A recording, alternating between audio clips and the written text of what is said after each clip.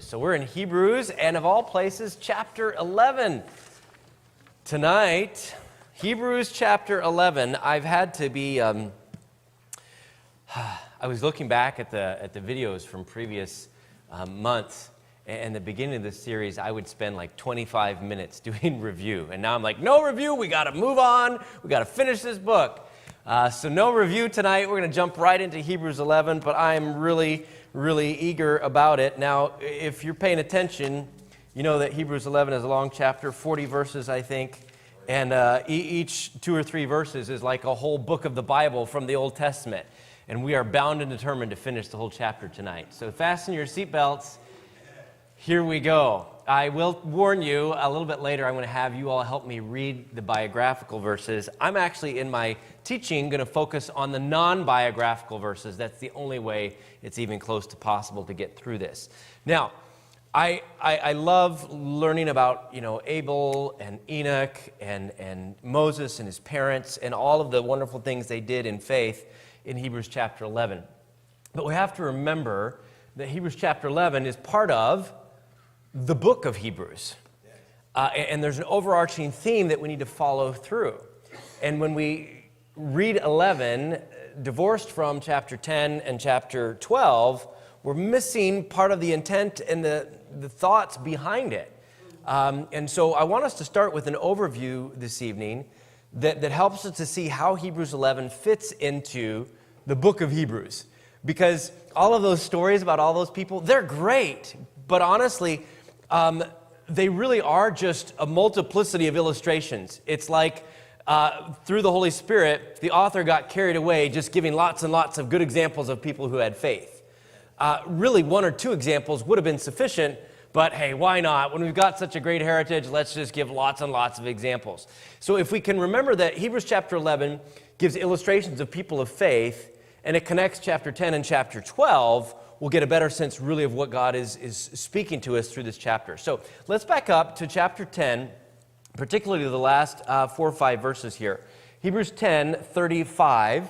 Notice the key phrase here, cast not away therefore your confidence. Hebrews has just been giving a stern warning to these people. Don't you apostatize, don't you go back. Remember, these first century Jews, they're really struggling to not go back to Judaism. They need to maintain their faith in Jesus alone and simple trust in his blood and resurrection for salvation. And so he's warned them and said, listen, you're in big trouble. Verse 28, if you disregarded Moses' law, you got executed. Of how much sore punishment are you worthy if you despise the Son of God? So they're being warned, and then he says, but I know you're not going to do that. I trust you. I love you. I have faith in you. We're going to go on. Don't cast away your confidence, he says in verse 35. Verse 38, this oft-quoted verse from the Old Testament, now the just shall live by faith. So don't cast away your confidence, verse 35. The just shall live by faith, verse 38. And the end of verse 39, or all of verse 39, we are not of them who draw back. We are of them that believe. So do you see that already we're getting this preview of chapter 11's theme of faith by saying, listen, you better not cast away your confidence, your faith. You better remember that if we're just, we're going to live by faith, not by works and not by sight. And verse 39, that we are those people. We're the faith crowd. That's what we do. That's how we live. That's our role. Okay, so that's the introduction to faith in chapter 11. So if you're trying to fill in any blanks there they are. We believe the just shall live by faith and cast not away your confidence. That's in reverse order from 35 through 39. So that's leading into chapter 11. Then when we get to chapter 11, you could almost summarize the entire chapter this way, and maybe I'm being too brief, but Hebrews 11 says this is what faith is. That's how it starts out, doesn't it? This is what faith is. This is what faith does.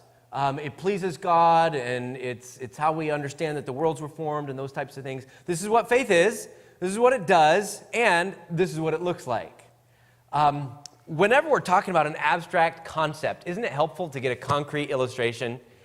So whether you're learning something about engineering or whether you're learning something about music or whatever, someone can wax eloquently about, oh, here's the chord structure, blah, blah, blah. But then when they play a piece of music for you, oh, I get it. They can say, this is how you do a proof in geometry. But then when they show you one, that helps, right? So seeing examples helps us understand, especially with difficult concepts. And so this is what faith is. This is what faith does. This is how it functions. And then here's what it looks like. And so here's Abel, and here's Enoch, and here's Moses, and here's Abraham, and Isaac, and Jacob, and Joseph, and Rahab, and on it goes with illustrations of what faith looks like. That is the essence of what we find in chapter 11. And it leads us further in thought to chapter 12, where we're not going to go tonight, that urges us to persevere, to keep going, because this is an incredible thing. In Hebrews, the author takes the readers, the people that are reading the book, which tonight is us. He takes the readers of the book and he connects them to all these heroes in chapter 11. He says, you want to be identified with them. How did they do all these incredible things? By faith. Do you think they ever wanted to quit? Do you think they ever doubted? Do you think they ever had hard times? Absolutely they did, but they didn't. They kept going, and by God's grace, you can do that too. So persevere, don't give up. That's where chapter 12 comes in, especially highlighting the complete mission that Jesus fulfilled for us. So Jesus is kind of the capstone of this hall of faith. Here's all these heroes and things they did. Jesus is better than all of them, and we need to be like Jesus and like all these heroes in chapter 11. We need to have faith and not go back to works, not go back to tangible worship rituals that we can see and feel and smell. We need to have faith in Jesus and continue in him. So that's why Hebrews 11 is in the book. Does that make sense? Okay, so what I'd like us to do is read the chapter out of order. Will you forgive me? In this copy of the Bible, I have put like a bracket or a brace around the verses that I'm calling non-biographical. In other words, it's not the story about the different people who had faith. It's the more abstract, propositional passages where it says, here's something you need to know about faith. And I think if we see those and grab the truths that are there, rather than getting lost in the illustrations, we'll see better how it goes. I mean, illustrations are a good thing, aren't they? Yeah. But how many times have you come away from a sermon and say, wow, that pastor had the greatest stories. What a wonderful illustration. What was it about? I don't know. Right? So let's not do that. Let's not, wow, I love all these illustrations, and not realize what he is illustrating. Does that make sense? So let's look at the verses that I'm calling the non-biographical verses, because I think they show us the train of thought that we want to follow here. By the way, how are we doing on temperature? I'm a little warm. You all are good? Should we vote? Warm? Raise your hand. Cold? Raise your hand. Comfortable? Raise your hand. They won. Okay. All right. I'll just have to, take off my jacket or something. All right. Hebrews 11, verse 1. Now faith is, remember I said the chapter tells us what faith is? Faith is the substance of things hoped for, the evidence of things not seen. I think verse 2 is one of the most important verses to think about when you read chapter 11. Because it says, for by it the elders obtained a good report. What's he saying? All these people I'm about to talk about, they got their good reputation by faith. Chapter 11, verse 2 is the key to the whole chapter. For by it, by faith, the elders obtained a good report. And that same report is mentioned at the end of chapter 11. It's like bookends for the chapter. We'll see it in just a minute. If you're curious and can't help yourself, you can try to find it. Verse 3, through faith, what do? We understand that the worlds were framed by the word of God, so that things which are seen were not made of things which do appear. God didn't take the cosmic Legos to build the universe. He took nothing and built the universe out of it. Yeah. Okay, and then we get into a little biography, Abel and Enoch in verse 4 and 5. So here's what I did. In my copy of the Bible, I put an asterisk next to the word elders in verse 2. And then throughout the chapter, when I came to a person who was an elder, I put another asterisk. Okay, so verse 4, I put an asterisk by Abel. Verse 5, I put an asterisk by Enoch. Verse 7, I put an asterisk by Noah. Verse 8 by Abraham, and so on. Okay, because those are the elders that obtained a good report by faith. All right, we were at verse 3. We have a couple biographical verses in 4 and 5. Verse 6 is non-biographical. It's more about faith. It's propositional truth that says, without faith it is impossible to please him, for he that cometh to God must believe that he is, and that he is a rewarder of them that diligently seek him. And then it's right back to biographical in verse 7. Okay, so we had verses 1 through 3, and then verse 6 that teaches some things about faith. Then there's biography from verses 7 through 12. And then verse 13, it's a little bit biographical, and then it's talking about people. It says these all, but it's general enough that I'm excluding it from the biographical section. So look at verse 13 through 16. These all, these elders, Abraham, Isaac, Enoch, Noah, Abel, these all died in faith, not having received the promises, but having seen them afar off, and were persuaded of them, and embraced them, and confessed, they admitted that they were strangers and pilgrims on the earth. For they that say such things, I'm a stranger and I'm a pilgrim on the earth, they declare plainly, obviously, without shame, no beating around the bush, that they seek a country. And truly, if they had been mindful of that country from whence they came out, speaking specifically of Abraham, they might have had opportunity to have returned. Think about that. This is, you want a practical application from Hebrews 11? This is it. Had Abraham constantly been thinking about, or remembering, or focusing on the country that he left, he might have given up and gone back. We'll maybe come back to that.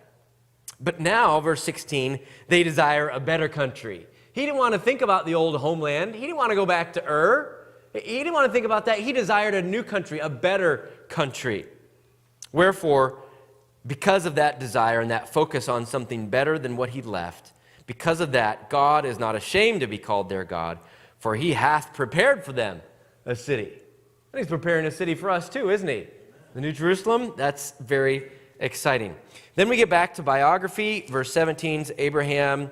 And then verse 20, Isaac, 21, Jacob, 22, Joseph, 23, Amram and Jochebed, 24, Moses, 32, just a whole bunch of people. All right? And then let's jump all the way down to verse 39. And these all, who are these all? The elders and these people that we've just listed, right? And these all, having obtained what? A good report. Didn't we hear about that? Yeah, way back in the beginning of the chapter, it says, by faith, the elders obtained a good report. And here it says, hey, this is how, having obtained a good report, they did it. They did it through faith. Interestingly enough, though they had faith, they did not receive the promise. They received some promises, but they didn't receive the ultimate promise, did they?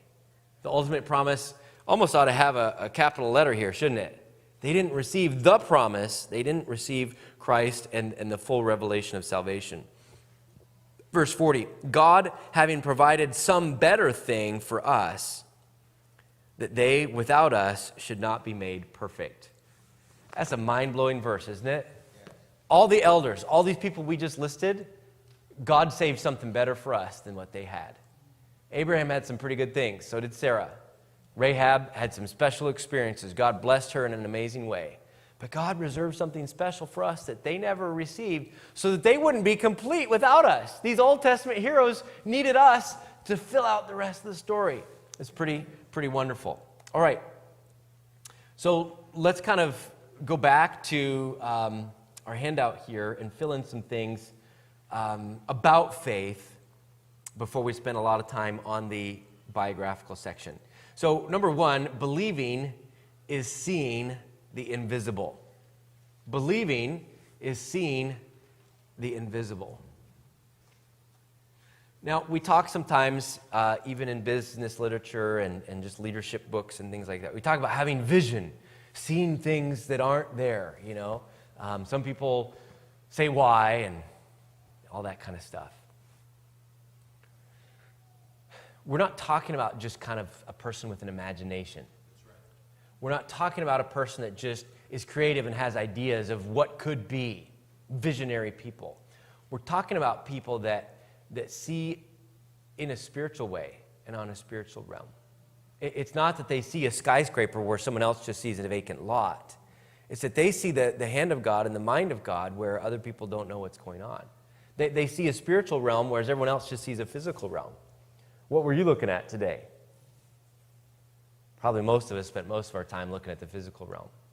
We didn't look at the hearts of the people around us. We didn't look at the chessboard that God has set up where he's trying to move different pieces to accomplish his purpose. We just thought about our own circumstances, our own desires, and the people that either were helping us or were in our way. That's not seeing the invisible. Seeing the invisible is living at a whole nother level. It's being a spiritual person, a person of faith that understands that God has more going on than meets the eye. Faith is what gave the elders a good report. Believing gave the elders a good report. We talked about this briefly in verse 2 and again in, I think, verse 39. But let's park again here, and I want to underscore that next point. They did what was right. If I were to dwell on the biographical sections, the parts about all these people, what I would like to point out is that every one of them did something. Faith implies and involves action. Faith is not sitting at home saying, I believe God, I believe God, I believe God. Faith is obeying God. Now, God may say, sit at home. But if he tells you to do something else, then you need to do that other thing. Faith is not something you just do with your brain. Faith is usually something you do with your hands, your mouth, your feet. It implies action. When we read our biographical verses, you look for those verbs. That's another way to mark up Hebrews 11. So-and-so did this. So-and-so did this. So-and-so did this. And just notice all the different things that they did by faith. And the most important thing is not what they did. It's that they did it by faith because God told them to. What has God told you to do? Maybe today. Maybe a long time ago. God told you, set your sail in this direction. This is what I want you to do. This is what I have for you in your life. And, time changes, time goes on, circumstances change, and do I really need to do that? Does God still really want that from me? Unless he's told you otherwise, I would say yes. If he's not redirected you, then continue in the thing that he told you to do. And be faithful. Be full of faith and do that thing. You say, but it's not working. It's not accomplishing anything. I don't see any difference. That's not the point. We do it not because it seems to make a huge difference. We do it because God said so. Faith always leads to action. These great people did what was right. And notice, I think in almost every situation, I don't want to say that categorically, but they did what was right regardless of risk and opposition. I mean, which one of these people in the Great Hall of Faith, off the top of your head, had an easy time doing it? Let's see, Abel's the first one. No, he had some risk and opposition. He maybe didn't know it at the time. He certainly had some opposition, right? Noah, did he face a little opposition? Was there a little bit of risk in building a huge boat in the middle of nowhere? Yeah. And what about Moses? Forsaking the palaces of Egypt? That's some risk. Like, what if Grandpa doesn't like this? Right? He's going to make a mummy out of me.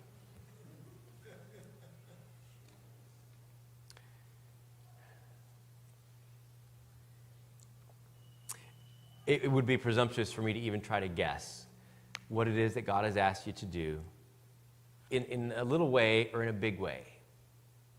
But I hope you'll ponder for a minute and let the Holy Spirit work in your heart.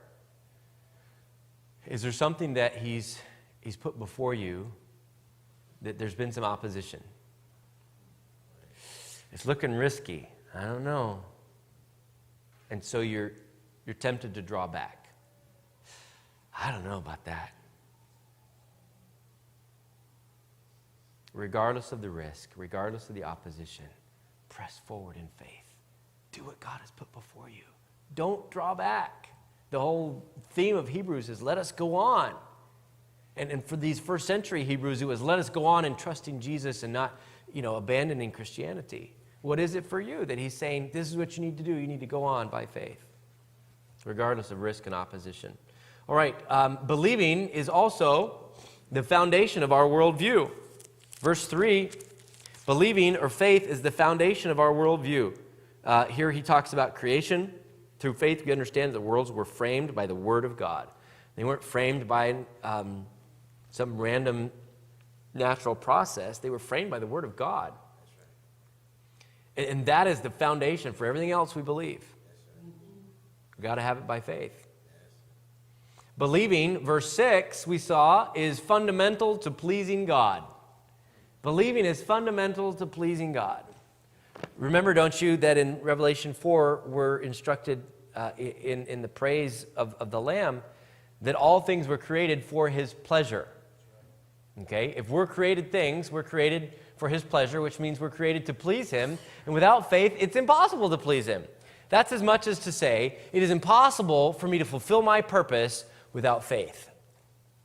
You will fail at the reason you are created if you don't trust God. If you have to have the reasons for everything, if you have to have it diagrammed and 3 proofs and whatever else, you can't please God. There's got to be some times where God is urging you in a certain direction and there's risk involved and opposition and uncertainty and you can't see the end from the beginning. There has to be some of that or you can't please God. Could God spell everything out for us? Could He show us the end from the beginning? Of course. Consistently, He doesn't. He doesn't even prove His existence because He wants us to trust Him. He gives us evidence, but He doesn't prove it because He is pleased when we trust Him. Do you like it when people trust you? How would you feel if you, here at church, it's a busy Sunday morning or something like that, and you're walking through the crowd and you kind of bump into somebody, and next thing you know, they're like checking for their wallet. Like, what? I have a reputation I didn't know about? Nobody likes to be distrusted, do they?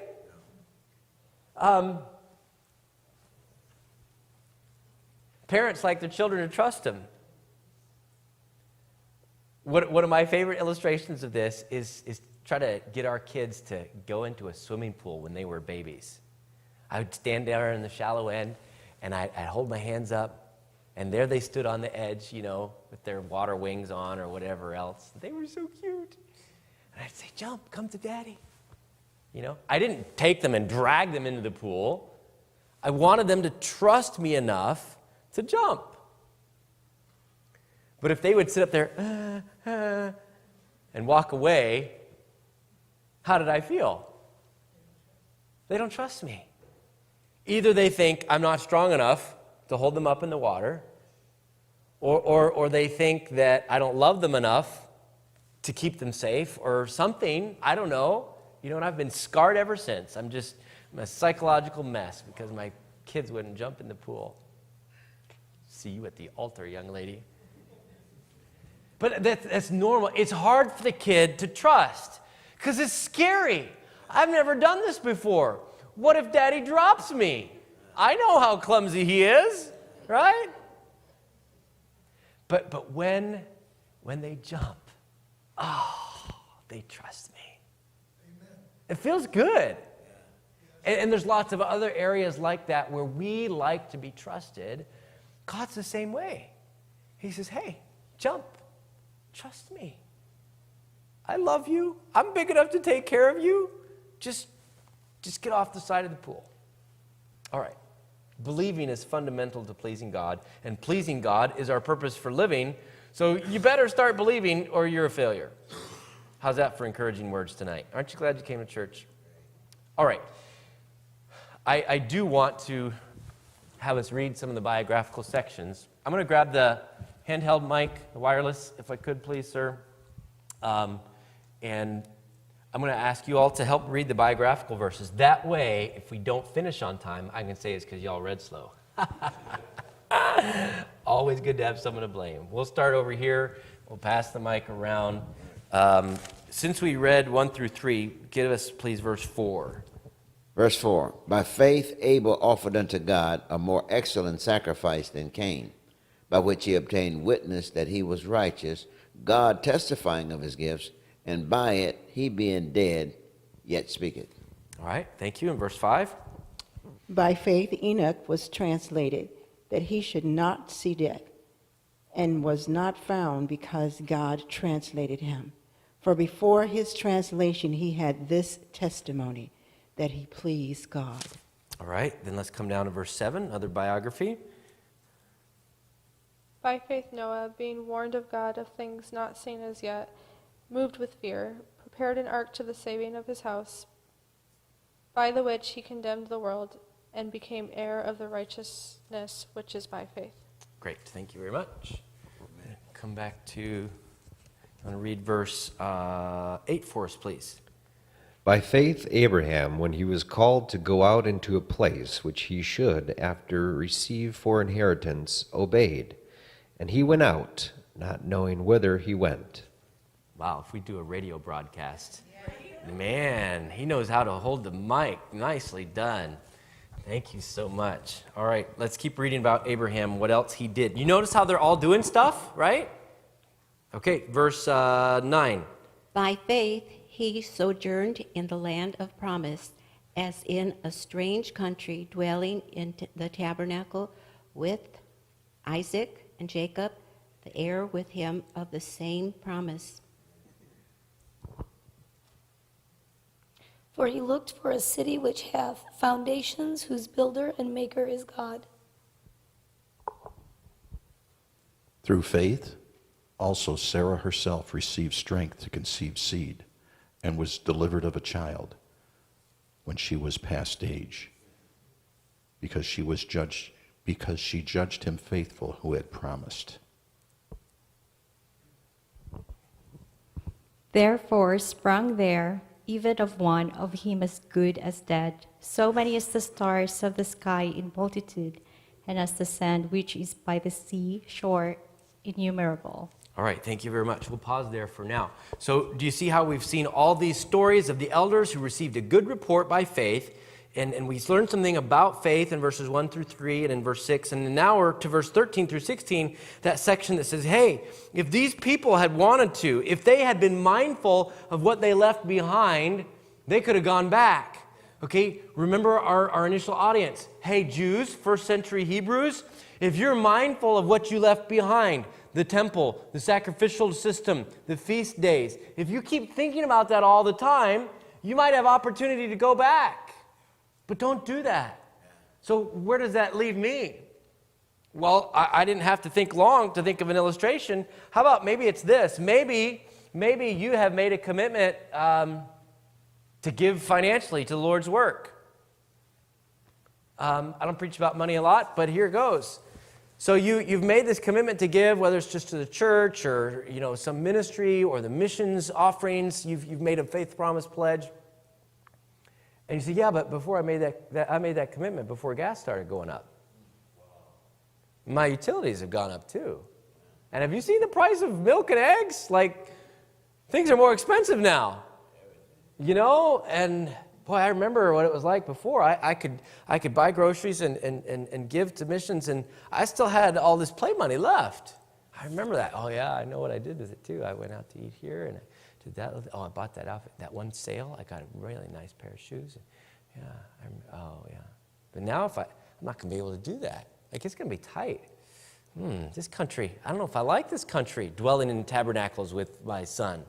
Just living in some tent. When I could go back to where I was in a city, the urban life, I had it made in the shade. Man, it was so nice back there, right? You think about, I used to have it like this. Who did that in the book of Exodus? Oh, man, what I wouldn't do for some leeks and onions, right? Oh, those were so good. And cucumbers, too, and melons. None of this manna stuff. Ugh. I don't even like coriander seed. Ugh.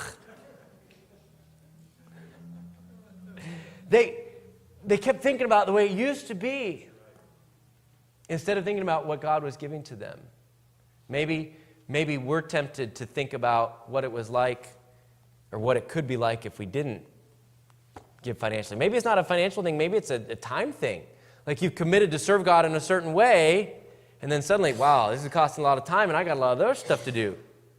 So maybe I'll go back. Maybe I'll go back on my commitment and stop walking by faith. I'm going to change my priorities of time and say, you know what, God, I was going to give you this time, but I need some of that back. Don't go back. He said in verse 15,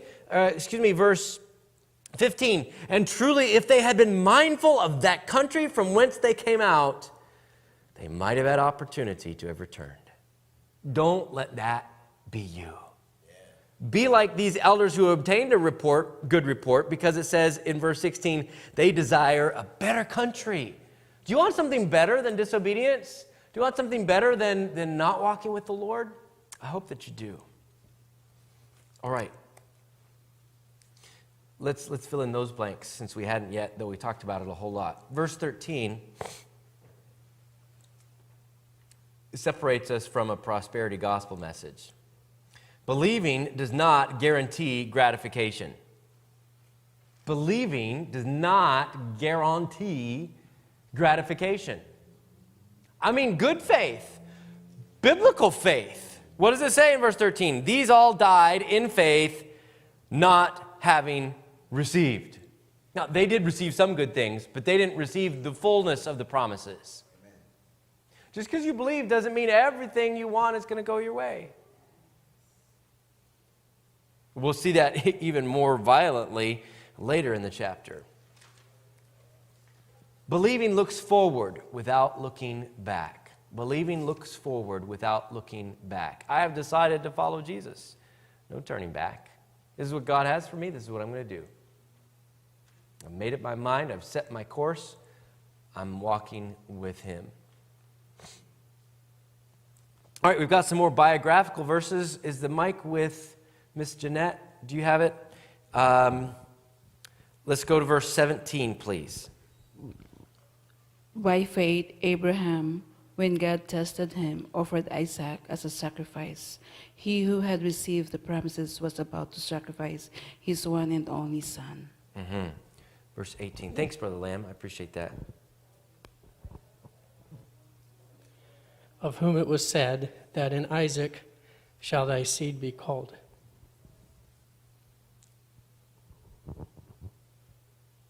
Accounting that God was able to raise him up even from the dead, from whence also he received him in a figure.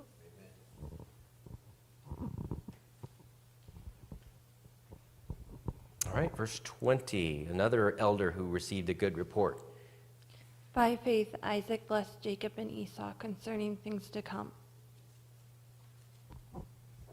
By faith, Jacob, when he was dying, blessed both the sons of Joseph and worshipped, leaning upon the top of his staff. By faith, Joseph, when he died, made mention of the departing of the children of Israel and gave commandment concerning his bones. By faith, Moses, when he was born, was hid 3 months of his parents, because they saw he was a proper child, and they were not afraid of the king's commandment. Mrs. Bird, I think she's bringing it up to you. All right. By faith, Moses, when he was come to years, refused to be called the son of Pharaoh's daughter. Okay, for sake of time, verse 25 through 31, or 30 or 29, talks about Moses and the Exodus and all of those things. Let's go ahead and go to verse 30, please, for our next reader. So chapter 11, verse 30. After we've left Egypt and the Red Sea been parted, what happens next? Verse 30. By faith, the walls of Jericho fell down after they were compassed about 7 days. All right, so that's Joshua. Good. Verse 31. By faith, the harlot Rahab perished not with them that believed not, when she had received the spies with peace. Okay, excellent. Let's pause there. I'm going to put up our next slide, which says, believing leads to great triumph. Believing leads to great triumph.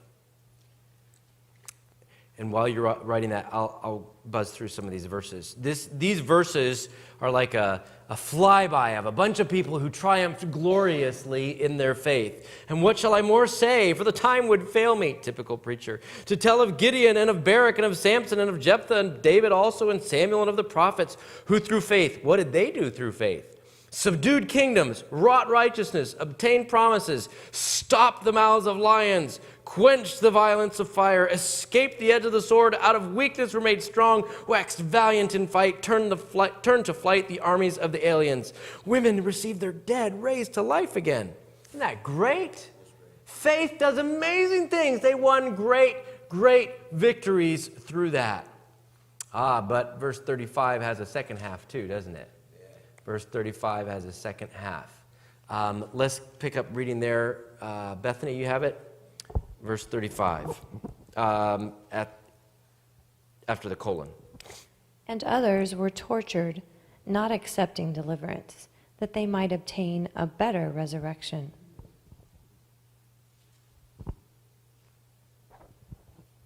And 36. And others had trial of cruel mockings and scourgings, yea, moreover, of bonds and imprisonment. 37. They were stoned, they were sawn asunder, they were tempted, they were slain with the sword. They wandered about in sheepskins and goatskins, being destitute, afflicted, tormented. So, how many vote for going back to verses 32 through 35a? Yeah. This is not fun. This is not great triumph. But this also is faith. Amen. I have to emphasize that. These people had faith. Again, can I be clear that I disagree with the prosperity message that says if you have faith, everything's going to turn out great for you? And can I say that as Christian brothers and sisters, we can't comfort each other when somebody's afraid? You know, what if my child gets cancer? What if my mom gets this or that? You can't say to them, oh, don't worry, God's not going to let anything bad happen to you. Excuse me? Some people got sawn asunder. Some people had cruel trial and mockings. We cannot say that won't happen to you. Don't worry, God loves you too much. You cannot say that. Bad things happen to good people. That's right. That is the truth. And not just good people, but people of faith. It's very, very clear. So the note in your handout says, believing sustains God-pleasing losers. I know the word losers seems a little out of place there, but I kept it because it's a strong word, and these people went through strong stuff. If anyone was a loser, it was someone who got stoned. If you're in prison, you lost. These were not experiencing great triumph. They were losing. Yes. But they were doing it in faith. Amen. And God sustained them. Let me get devotional for a minute and encourage you that we need to be careful that we don't, in our positions, oppose a prosperity gospel, but in our expectations, embrace a prosperity gospel. I do this way too much. I'll have a bad day, something goes wrong, and that little ugly voice inside of me says, well, God, how could you let this happen to me? Don't you know I'm trying to serve you? Have you ever had that little voice talking to you? Yeah. God, this is too hard. What? I'm trying to do this for you, you know. And we get all lippy with God. Like, how could you let this happen to me? I'm your child. I left everything. Yeah. Peter says, we left everything for you, God. Wow. When you have a bad day, it doesn't mean God doesn't love you. It doesn't mean that faith is broken somehow and Christianity doesn't work. Bad things happen to good people. It just may be that God wants you to be a loser and sustain you through faith in His power, through faith in His grace. Look, this Saturday we have a memorial for Brother O'Mara. His wife may be watching now. She's been very faithful.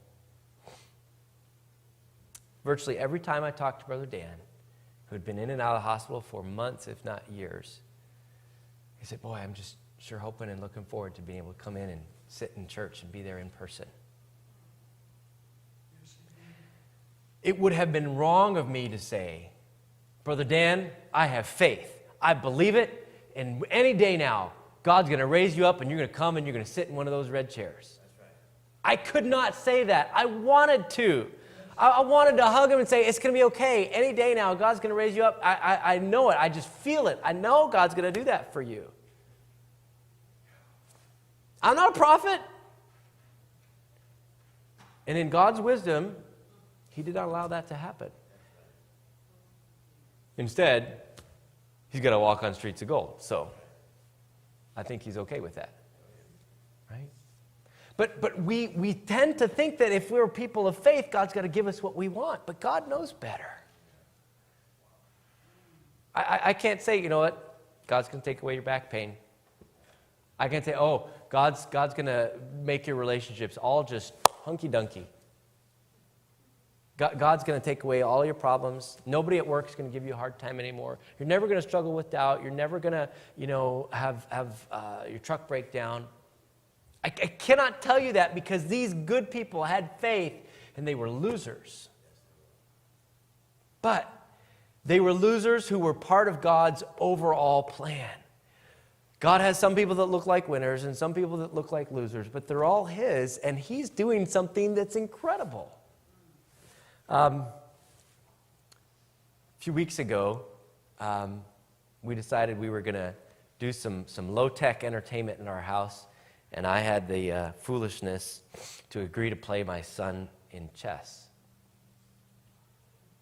And that disobedient, rebellious, stubborn-hearted young man whooped me like bad.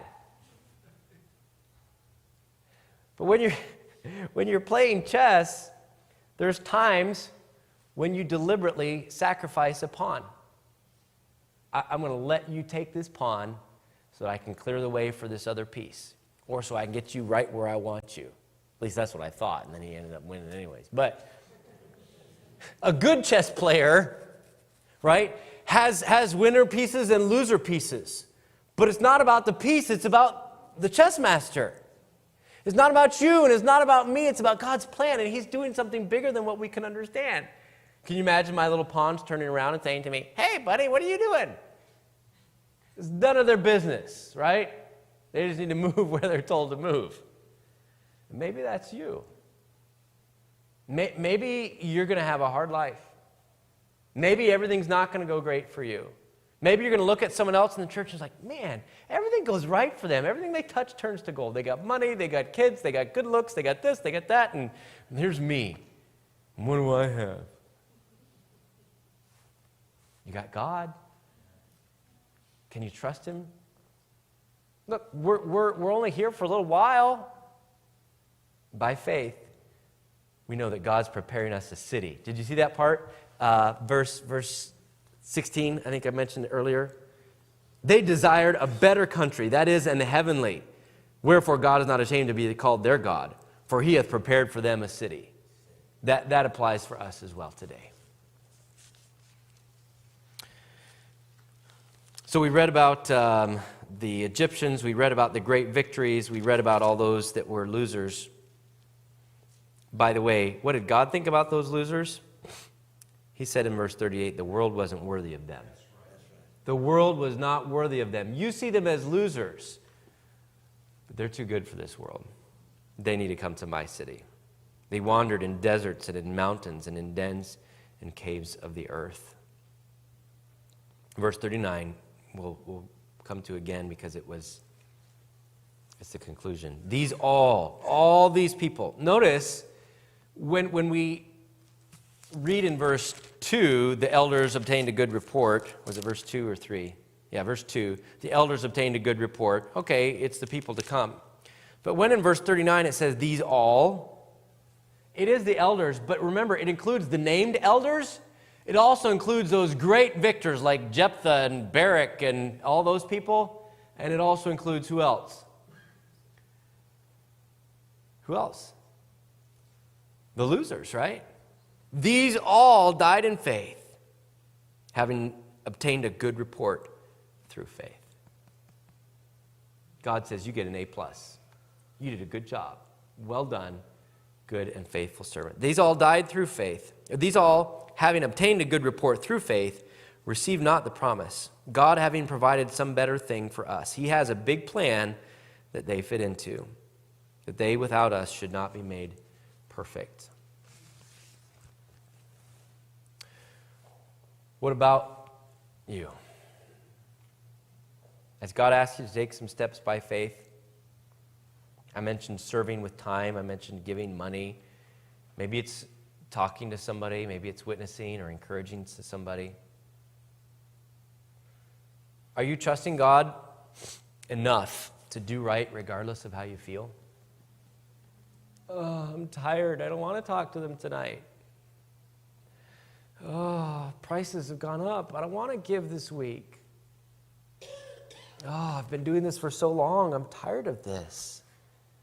Your feelings are not what matters. Did God tell you to do it or didn't He? If He told you to do it, step out and do it. Are you mentally dwelling on the possibility of going back? I hope you, as a Christian, a growing Christian, understand the responsibility you have for your own thought life. Wasn't it Paul that said, I bring, that we need to bring every thought into captivity to the obedience of Christ? You take your thoughts and you grab them and you say, no, we're not going to think that. Christ doesn't want us to. There are so many times you sit there and you get that glazed over look that you think you're in deep thought and everyone else thinks you're just, daydreaming. And you you drop your chin and you get to thinking, well, what if this? I wonder if that. Oh, maybe God's not going to take care of me. Maybe the people at church don't love me. Maybe the Bible isn't true. Maybe it doesn't make any difference if I do that for God. And you allow yourself to go down what I call a mental pathway. Don't do it. You can go down that road and you can get back onto the right road, but you know what's a lot better? Just don't go down the road. There's certain mental paths you should not go down. Just in the same way that you should not covet and you should not lust, you should not go down the road of doubt. In your own mind, recognize, oh, I'm about to head where I shouldn't go. Not going to go there. If they had been mindful of the city they came out of, they might have gone back. And if you're thinking about the wrong thing, if you're not trusting God and embracing what He has for you, you might go back. Don't do that. You're responsible for dwelling on the right things. Our thought life is our responsibility. And then letter C, the last one. Are you willing to accept the role God has for you? Are you willing to accept the role God has for you? Victor or loser? Maybe you're going to be Gideon. Maybe you're going to be Isaiah. Maybe you're going to be Daniel. Maybe you're going to be Jeremiah. I don't know. But do you love God so much? Do you trust Him so much that says, God, whether I'm, the rook chess piece that goes skating all over the board and does a lot of great things, or whether I'm a pawn that gets sacrificed, doesn't matter to me. I'm just glad you're going to win the chess game. Do you have faith to be willing to accept the role that God has for you? Or do you think that somehow, for you, living the Christian life has to include the American dream? Like, I want to be used of God and live the American dream. There's no verse that guarantees us that. There are great Christians that get disease and die young. There are good Christians that lose loved ones. It's part of living in a sin-cursed earth. Are you willing to accept what God has given to you? I encourage you, remember, you can't please God without faith. So when He tests you and when it's hard, say, I'm going to do right. Because I can please God that way. Do you like to please God? I think we would all say we do. And I can tell you based on Hebrews 11 that when you do something that's right by faith, you're pleasing God. You might not know sometimes whether you're pleasing God, but when you live by faith, you know you're pleasing God. Like Junior jumping in the pool. Hey, good job reading and getting us done on time. We made a good team tonight. Thank you so very, very much. Questions or comments on Hebrews 11 that you'd like to share? Believe God. Believe God. Yes, ma'am.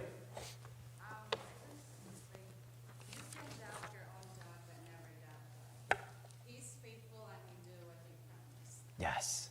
You can doubt your doubt, but never doubt God. He's faithful and he will do what is promised. Well said.